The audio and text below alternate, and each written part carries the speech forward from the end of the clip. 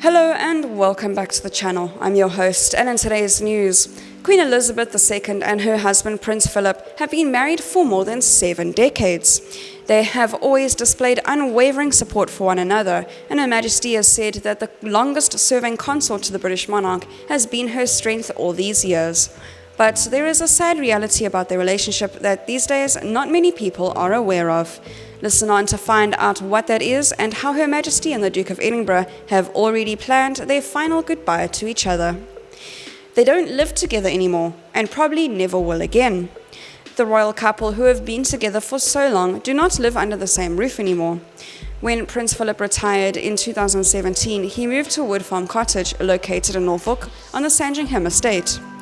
As the current head of state, Queen Elizabeth needed to remain at Buckingham Palace because it is the official working residence of the monarch. This means the pair now live more than 100 miles apart. The sad reality to all of that is that in most long-distance relationships, there's a real hope that one day the couple will eventually live in the same place. But for the Queen and the Duke, that likely won't happen. That's because Prince Philip is very content in quiet Norfolk, away from the hustle and bustle of London, and Her Majesty would have to retire in order to leave her working residence. Palace insiders insist that the pair still see one another at some point in the week or weekends. They see each other depending on Her Majesty's schedule, but she works around it to see him as much as possible. Unfortunately, they're not spending a ton of time together in their golden years. Queen and Philip already planned what their final goodbye will be like. The Queen and the Duke of Edinburgh are both well into their 90s at this point, and no, they aren't going to live forever.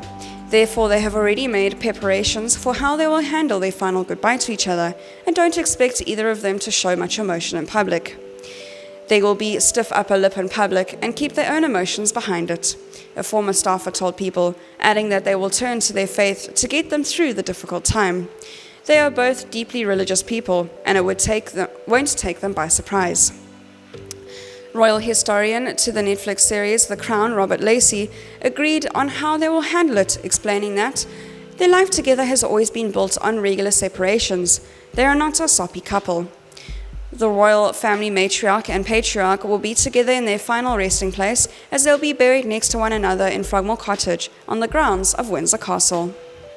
Thank you very much for listening. That's all for today's news. I'll see you next video.